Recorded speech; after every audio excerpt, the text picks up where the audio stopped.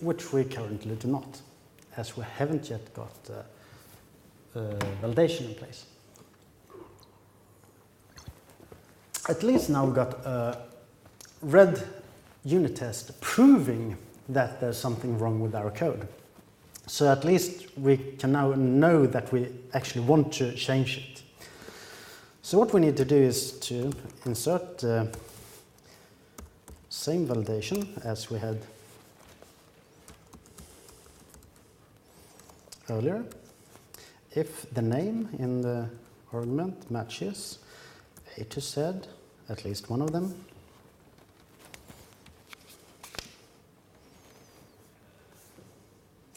in that case, we construct it, else we throw a new illegal argument exception. There we go. And we can rerun our test.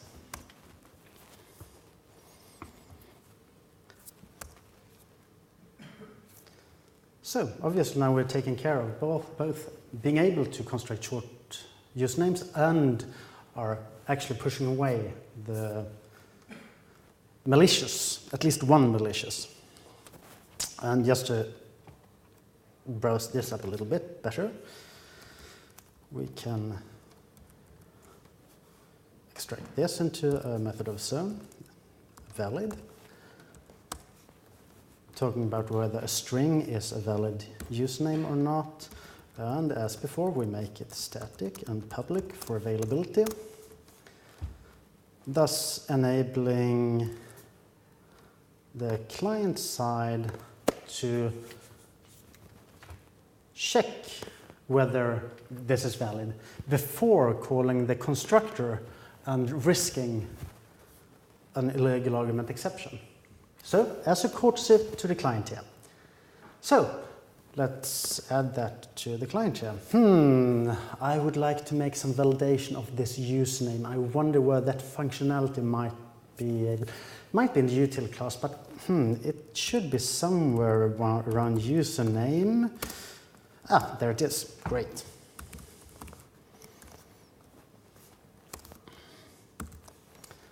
So we'll actually put the functionality into the path, straight into the path in front of the programmer. Poll question. How long time will a programmer search for a piece of functionality before writing it him or herself? Anyone think it's more than a minute?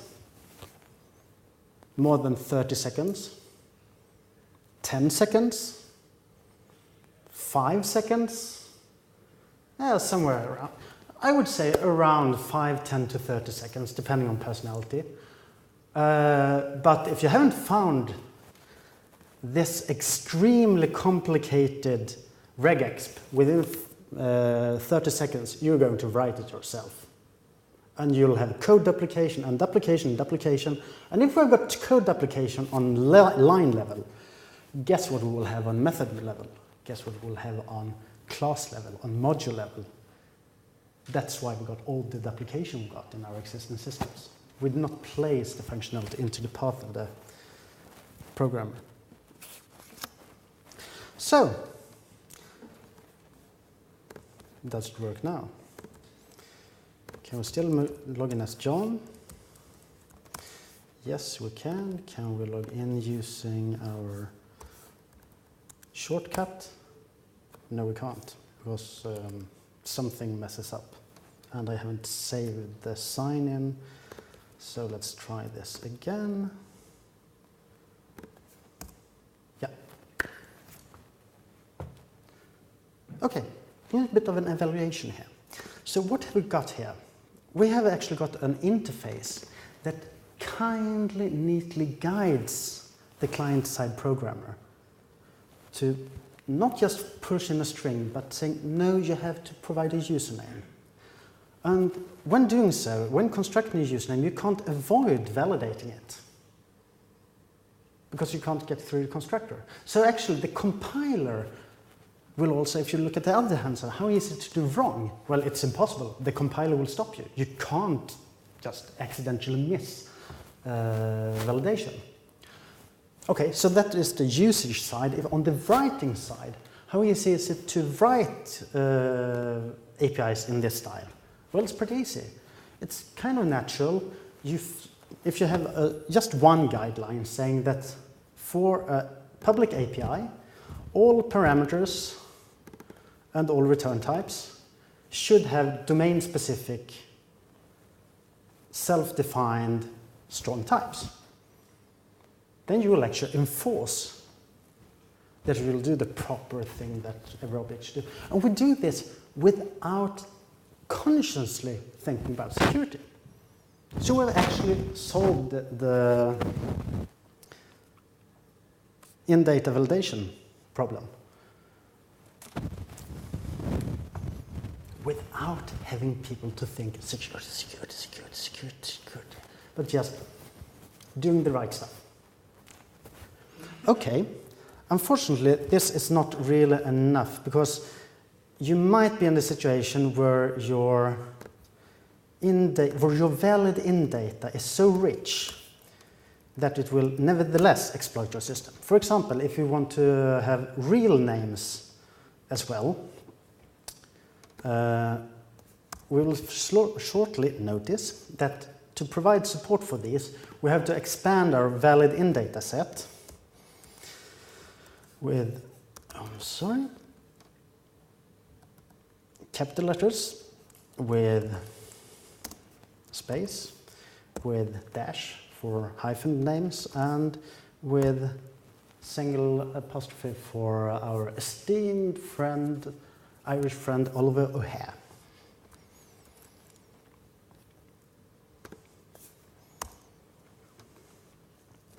And we're still protected from the attack string. Unfortunately, we've come to a situation where we now can construct a valid in-data that still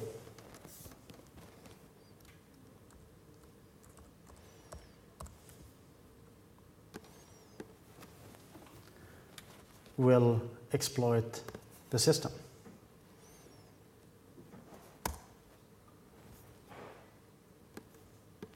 Oops, why not?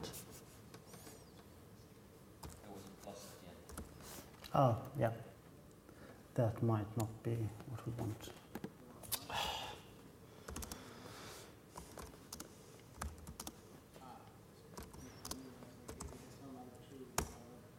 There we go. Thanks.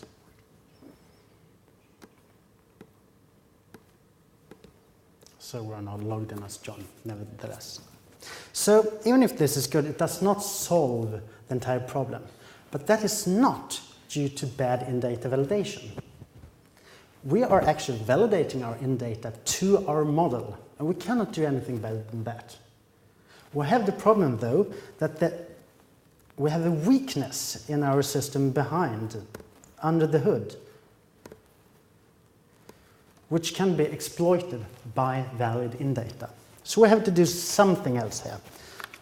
But I want to stop that and switch focus for a while.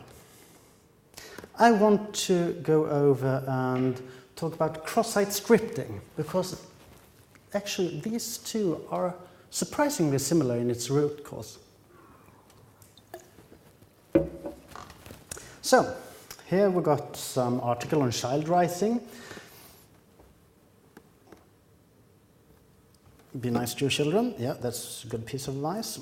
But as we're logged in as administrator, we can now make a slight change to that article.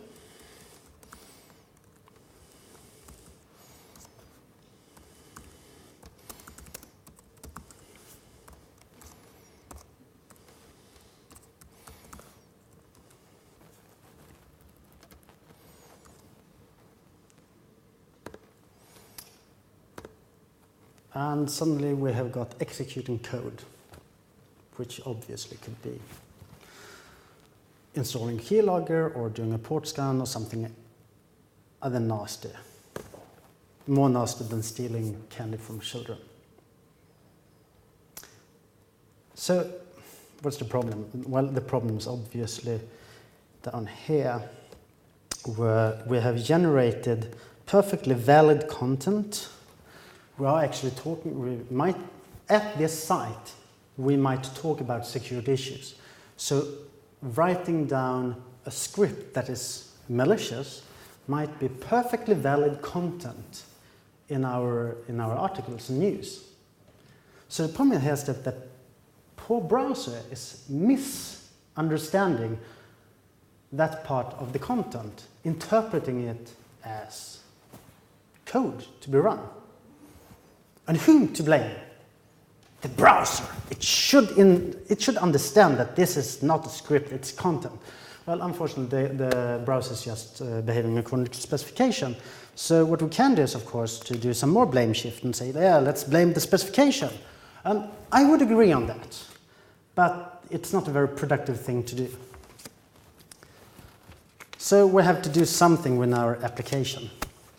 Let's check what we can do to stop this. Where is this content generated in our code? Well, it's obviously generated by the client tier, the news detail, where we've got the information that's going to be rendered upon this page as an object. And here we've got a representation where we actually do the rendering. And of course, we could add the org, Apache, Commons, Lang. Isn't it surprising there's no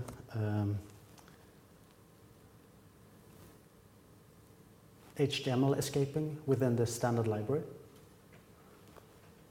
I don't understand.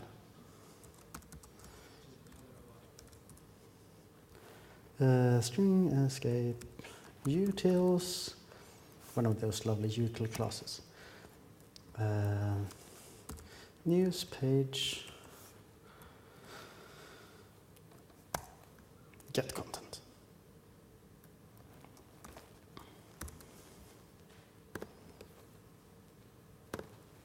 And that solved the problem. Phew. However, this is a solution that has to be done in every single code location. So once again, we're back on that. The programmer has to consciously think about security. And that's not what we want. Okay, so let's say, what can we do using domain-driven design ideas?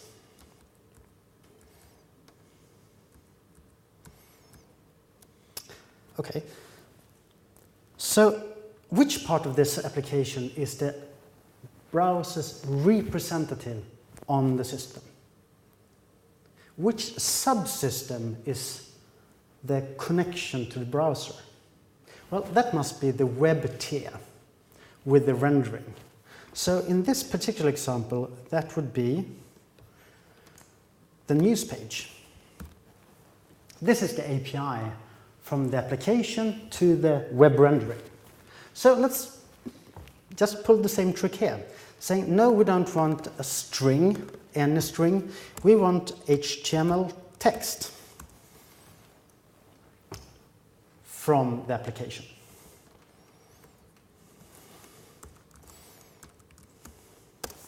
So what is HTML text?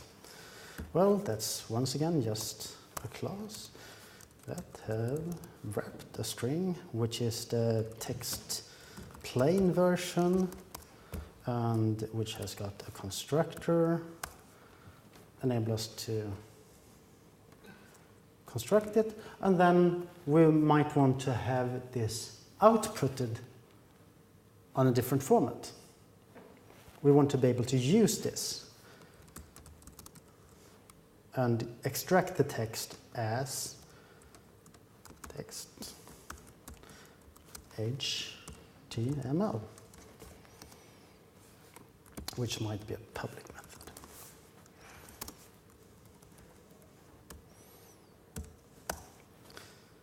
Return.